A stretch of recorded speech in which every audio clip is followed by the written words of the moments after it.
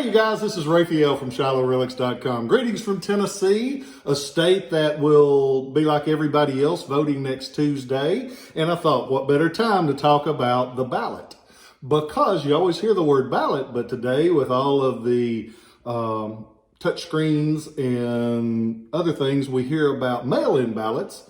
But back before all of the electronic voting, we had ballots as well. They were paper ballots. Let's talk a little bit about the presidency, because it's mentioned in the U.S. Constitution. That's what set up our electoral system. Everybody talks about the Constitution, but not many people know about it. In Article 2 of the Constitution, they set up the Electoral College, and they had a hard time deciding who was going to be president and how they were going to get to be president, because a lot of people wanted Congress to decide who they were. And a lot of people wanted the people to get to vote and decide who they were. So they kind of mixed the two with the Electoral College. We place our votes, and we have electors that represent our area. Our area will vote for president for us. So it's kind of going a roundabout way to get things done. And sometimes it's been good because there are people that got more popular vote but lost the presidency. So that's a tale for another time. Back in the day, there were ballots that cast. Only time there was an unopposed president was George Washington. 1789, he ran unopposed. Matter of fact, he didn't want it, is what most people say, but he took it because they convinced him that not accepting it would be un-American. And he was anything but un-American. The ballots that they cast were just plain paper ballots, like these. These were printed on paper, and people turned them in. They handed them in. They would have the person running for president. They'd have the person running for vice president on the sheet of paper. And down below it, it has the electors, the people that would actually vote for them. The oldest one that I've got right now is from 1836. And it's the one in the center. And it belonged to this cat with that cool looking hair, Martin Van Buren. He was our 8th president, served only one term, 1837 to 1841. But this one is cool because it's for the state of Virginia. And he was not a Southerner by any means, but there were still people in Virginia that voted for him. And this is a ballot that would have been cast for Martin Van Buren. A lot of times they got saved because even back then they realized this is a historic thing that's going on. It's an important time, so we're going to save it. There were collectors back then like there are now. The next one that I've got just picked up, and it's actually kind of cool. We'll go in chronological order, not by order of importance. This one is for Jefferson Davis. Ran 1861 to become president of the Confederacy. This one is kind of cool because it's Virginia, but it's Virginia when Virginia was still all of Virginia. Before the Yankees stole West Virginia off of Virginia, it was all one. Because on this one, you note, it's got Harrison and Ohio counties of Virginia, which would later turn into West Virginia when they snapped that part off to make that extra state. And a lot of my friends over there in Virginia are still a little angry about that. I get it. They shouldn't have broken it apart. It should still be one state voting as one voice, because I love both of you guys. So there you go. Lost my train of thought. My caffeine is working well this morning, but I just don't remember what I was saying. So we will jump on 1861. Jefferson Davis, President of the Confederacy. Stylish man, styling and profiling. And this cat with the happy look on his face, I think we all know him, probably the greatest politician of all time. I had a friend of mine say, well, anybody can be a good politician if you arrest everybody that opposes you. Makes sense, but I digress. This one is from 1864. 1864, man, it was an important election. You had Lincoln running against McClellan. And people love McClellan because he was their first poster boy, big shot. And it was a close race, very close race. And a lot of times the mail-in ballots from the soldiers really helped Lincoln and McClellan too. They went both ways. This one is from Ohio.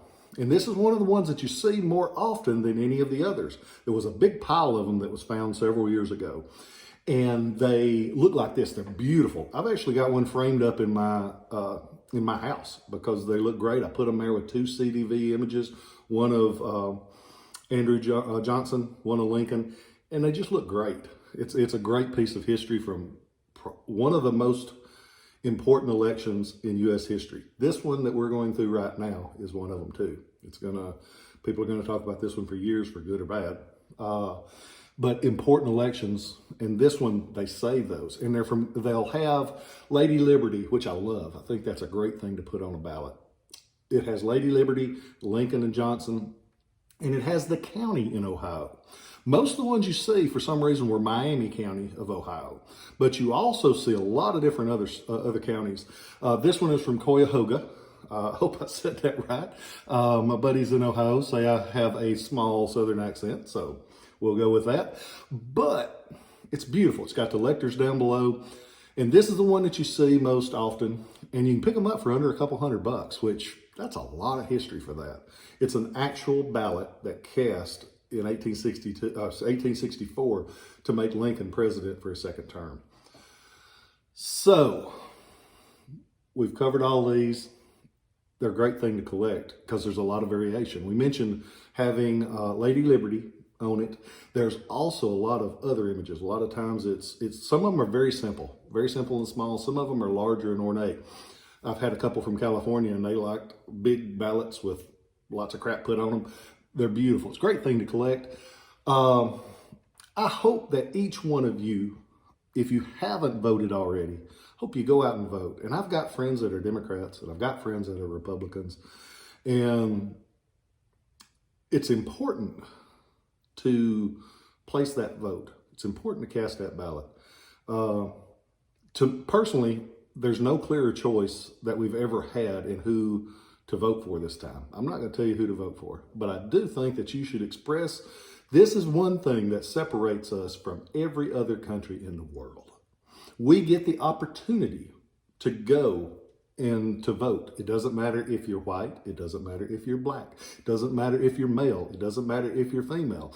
It doesn't matter if you identify as anything. You can go and vote, and it's a privilege. It's something that all of the men from the Civil War, from the Revolutionary War, from Vietnam, everybody that fought for this freedom that we get to go and vote. So if you don't go vote, I got no respect for you. I don't care who you vote for. I hope you vote for the one that I would. I won't say it, but I hope that you vote for the one that I would. But if you don't, I respect you for getting up off your butt, going and voting, and representing what you believe.